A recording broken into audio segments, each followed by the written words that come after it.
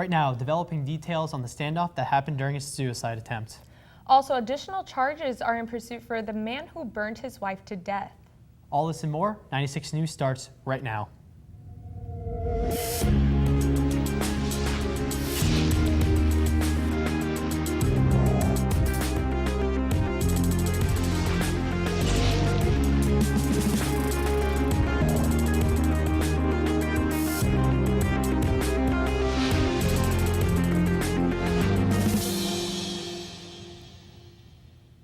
Hello everyone and welcome to 96 News. This is the week of November 12th. I'm Vanessa Mieses. And I'm Matthew Hall.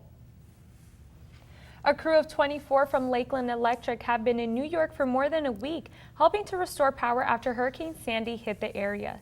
John Applewhite, a Lakeland Electric lineman, was beaten Friday evening. The incident occurred as Applewhite and a fellow lineman walked into a Texas roadhouse in East Hempstead, New York, when a man driving a dark BMW yelled at Applewhite. Applewhite said he walked toward the man, assuming he had a question about the electricity. When he reached the man, he was punched in the face and possibly hit with an object. One of his fellow linemen, John Barefoot, ran to help, but the suspect bit him on the finger, then drove away in the BMW. Applewhite suffered a broken jaw, cheekbone, and has several fractured bone in his face. He is currently being treated at Lakeland Regional Medical Center. President Obama has won 4 more years in the White House. President Obama was declared the winner of Florida's 29 electoral votes on Sunday, ending the 4-day count. Obama led Romney by a difference of about 74,000 votes, narrowly avoiding the automatic recount that would have brought back memories of the election in 2000. Obama's win came in part from heavy support from the Black, Hispanic, and younger voters. Republican challenger Mitt Romney led among both white and older voters. The win gave Obama victories in 8 of the 9 swing states. His only loss was in North Carolina. Well, I don't understand this weather. One day it's hot, the next day it's cold. I can't figure it out either.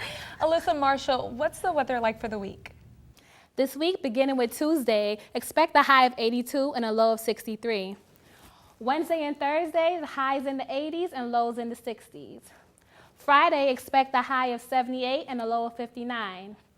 And for your weekend, as the holidays approach, the weather will get a little cooler. Expect showers and highs in the 70s and lows in the 50s. For 96 News, I'm Alyssa Marshall. Thanks, Alyssa. More details have emerged after a tense standoff that happened on November 3rd. Police were called to the home of Douglas Meadows about a possible suicide attempt. When they arrived, Meadows had barricaded himself inside the house. During the hour-and-a-half-long standoff, he fired 23 shots, hitting one Polk County Sheriff's officer in the leg. Deputies did not return fire, according to Sheriff Grady Judd. Meadows surrendered to police after the SWAT team gassed the house. Meadows is being held without bail on 16 charges, 13 of which are felonies. Well, Johnny Fernandez tells us of the decision of whether or not to put bathrooms around Lake Hollingsworth. Johnny.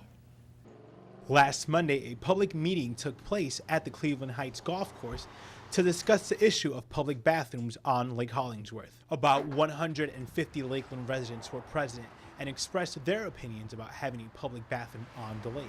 With the closest bathroom to Lake Hollingsworth 4/10 of a mile away, Lakeland Mayor Go Fields said residents were clearly split. He remained opposed to the idea and stated, putting a restroom on the lake is not the answer. If 4/10 of a mile is too far, then halfway around the lake is too far. Having bathrooms built on the lake could range from $150,000 to $240,000 depending on the size.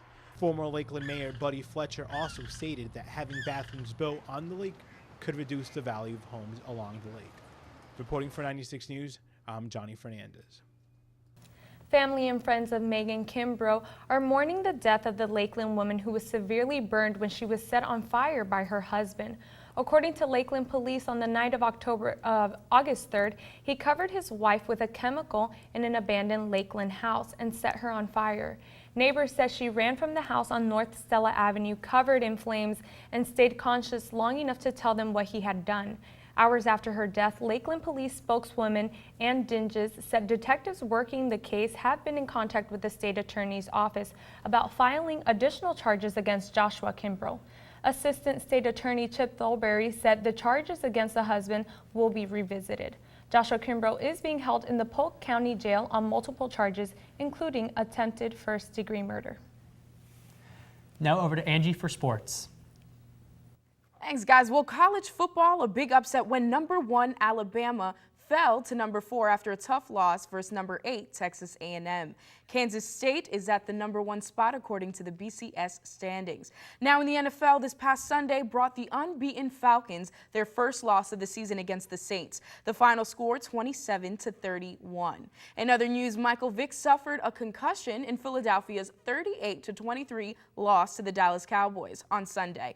Vick is expected to sit out until further tests are done.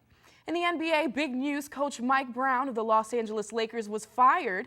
And following Mike Brown's exit, the Lakers have been 2-0. Dwight Howard getting comfortable having a double this past weekend, 23 points, 18 rebounds against the Sacramento Kings. Now, many are even questioning if Phil Jackson should return to coaching the Lakers. It would definitely be a smart move having 5 NBA titles under his belt with the organization. He would be a tremendous asset to this season. Let's hope the Lakers keep it up. Well, I'm Angie Casado with 96 Sports. Back to you. Thank you, Angie. Well, that's all the time we have left. Keep it here on 96 News for all the latest in breaking news, weather, and sports. I'm Matthew Hull. I'm Vanessa Mieses. Have a great week, everyone.